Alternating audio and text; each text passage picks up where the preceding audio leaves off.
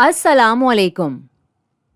आइए बात करते हैं कि हम बैक्टीरिया को अलग-अलग कैसे दिखा सकते हैं। तो हम ये मुज़ाहिरा करने जा रहे हैं कि जैसे हम साइंसदान हैं जो माइक्रोस्कोप से देख रहे हैं इन बैक्टीरियाज़ को। तो ये वो चीज़ है जिसको शायद वो देख रहे हों और आप देख सकते हैं कि यहाँ 5 मिसालें हैं। तो आइए लिखते हैं यहाँ पर जो हमको दिख रहा है। तो ये वाले यहाँ पर ये पर्पल रंग में लग रहे हैं और यहाँ दाएं तरफ मैं देख सकती हूँ कि ये पिंक यानी गुलाबी रंग में है और ये नीचे एक चीज़ है जो मुझे बड़ी मुश्किलों से नज़र आ रही है। अब अगर इनको हॉरिजॉन्टली देखें या चौड़ाई में देखें तो ये ऊपर वाली जो रो है ये छोटे सर्कल्स या ये गोल दायरे की तरह लग रहे हैं। तो यहाँ मैं एक सर्कल बना लेती हूँ और ये जो दूसरी रो है ये एक रॉड या छड़ी की तरह है। तो यहाँ मैं एक ओवल शक्ल जैसी छड़ी बना लेती हूँ और ये नीचे वाली जगह तो मुझे ठीक से नज़र ही नहीं आ रही है। अब मैं इसका उलट करके इसको देखती हूँ। इसको कहते हैं डार्क फील्ड माइक्रोस्कोपी। अब जो हमको नज़र आ रहा है इसको मैं एक स्क्विगल कहकर बुलाऊंगी या कह लें कि एक सांप की तरह। तो ये जो सबसे ऊपर वाली रो है ये जब एक अकेला होता है इसको हम कॉकस कहते हैं और जब ये कई सारे होते हैं तो हम कहते हैं कॉकाई और जब एक अकेली छड़ी होती है तो इसको हम कहते हैं बेसिलस और जब बहुत सारी होती हैं तो हम इनको कहेंगे बेसिलाई और एक अकेला सांप जैसी चीज़ जो हमें यहाँ नज़र आ रही है इसको हम कहते हैं स्पायरोकीट और कई सारी होंगी तो इसको हम कहेंगे स्पाइरला। तो अब हम जानते हैं बैक्टीरिया की इन 3 अहम शक्लों के बारे में, लेकिन अभी तक हमने रंग के बारे में बहुत ज़्यादा बात नहीं की है और ये रंग आता है एक ख़ास स्टेन से जिसको कहते हैं ग्राम स्टेन और बुनियादी तौर पर ये बैक्टीरिया के बाहरी हिस्से को स्टेन करता है और अगर ये अच्छे से स्टेन बनाए ये पर्पल रंग में स्टेन बनाता है और अगर ये धुल सा जाए और स्टेन पड़ जाए किसी और चीज़ से इसका रंग हो जाता है पिंक और अगर इसका स्टेन होता है पर्पल हम इसको कहेंगे ग्राम पॉजिटिव और अगर ये पिंक स्टेन होता है तो हम इसको ग्राम नेगेटिव कहते हैं। तो यहाँ मैंने प्लस और माइनस साइन बना दिए हैं। तो हम इस रंग के पहलू को ज़रा और करीब से देखेंगे। तो ये है एक आम बैक्टीरियल स्ट्रक्चर और एक बार फिर क्योंकि स्टेन सिर्फ बाहरी लेयर्स पर होता है बैक्टीरिया के, गौर भी सिर्फ बाहरी लेयर पर ही कीजिएगा।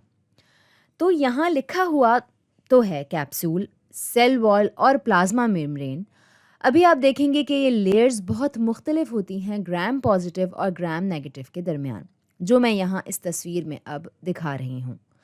तो समझें ये इस चीज़ की जूम इन की हुई या बड़ी की हुई तस्वीर है। इसमें है प्लाज्मा मेम्ब्रेन लेयर, एक मोटी सी सेल वॉल और एक कैप्सूल लेयर। लेकिन ग्राम नेगेटिव बैक्टीरिया में इसमें भी है प्लाज्मा मेम्ब्रेन, लेकिन अब इसमें है एक सेल वॉल जो कि काफ़ी पतली है बनिस्बत ग्राम पॉजिटिव बैक्टीरिया के और फिर इसके बाद आती है एक और प्लाज्मा मेम्ब्रेन और फिर एक ख़ास लेयर जिसको कहते हैं लाइपोपॉलीसैकेराइड लेयर और फिर एक कैप्सूल। अब हम इसको और मज़ीद जूम इन करके बनाएंगे। तो ये आ गई ये वाली प्लाज्मा मेम्ब्रेन और याद रखें कि ये सिर्फ एक लिपिड बाइलेयर है जिनमें हैं ये मेम्ब्रेन प्रोटीन्स जो यहाँ ब्लॉक्स की शक्ल में बनाए हुए हैं और जो यहाँ मुनफरिद चीज़ है वो है ये मोटी पेप्टिडोग्लाइकैन लेयर। ये मैं यहाँ लिख भी लेती हूँ। तो ग्लाइकैन का बुनियादी तौर पर मतलब होता है शुगर, जैसे कि ग्लूकोज और ये जो रॉड्स आप यहाँ देख रहे हैं ये बने हुए होते हैं शुगर्स की लंबी चेन्स से। तो ये है ग्लाइकैन वाला हिस्सा और फिर आपके पास है पेप्टिडो जिसका मतलब है पेप्टाइड्स। तो ये आपके प्रोटीन्स ये आपस में जोड़ते हैं इन रॉड्स को। तो ये एक पत्थर की दीवार की तरह है और यहाँ से ये लफ्ज़ पेप्टिडोग्लाइकैन आता है। ये हैं लंबी शुगर्स की चेन्स जो जुड़ी हुई हैं प्रोटीन से। और अब जो आखिरी लेयर है वो है कैप्सूल या स्लाइम लेयर। तो ये है ग्राम पॉजिटिव बैक्टीरिया। अब हम देखते हैं दूसरी तरह के स्ट्रक्चर को। तो आपके पास है ये अंदरूनी मेम्ब्रेन और फिर आपके पास है ये पतली पेप्टिडोग्लाइकैन लेयर और फिर आपके पास है एक बाहरी मेम्ब्रेन या आउटर मेम्ब्रेन और फिर अगली जो चीज़ है वो है ये ब्राउन लेयर, जिसको लाइपोपॉलीसैकेराइड लेयर भी कहते हैं और इसको लोग एलपीएस भी लिखते हैं। इसमें है एक लाइपो हिस्सा जो हैं ये लिपिड एरियाज़ यहाँ नीचे, और फिर ये पॉलीसैकेराइड जो होती हैं ये शुगर चेन्स यहाँ ऊपर, और फिर ये लेयर कवर होती है एक कैप्सूल से, और फिर दोनों में थोड़ी खाली जगह होती है प्लाज्मा मेम्ब्रेन के बिल्कुल बराबर।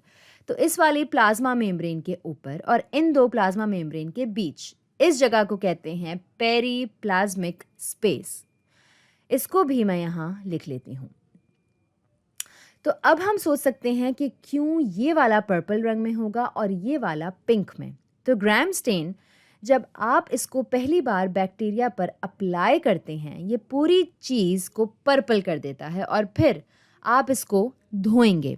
और चूंकि ग्राम नेगेटिव बैक्टीरिया में होती है ये पतली पेप्टिडोग्लाइकन लेयर, इनकी सेल वॉल में ये पूरी तरह से साफ हो जाता है और बाद में फिर इसको रीस्टेन करते हैं किसी चीज़ से जिसको सैफ्रनिन कहते हैं, और वो सिर्फ इसलिए ताकि आप इसको देख सकें, और ये होता है पिंक।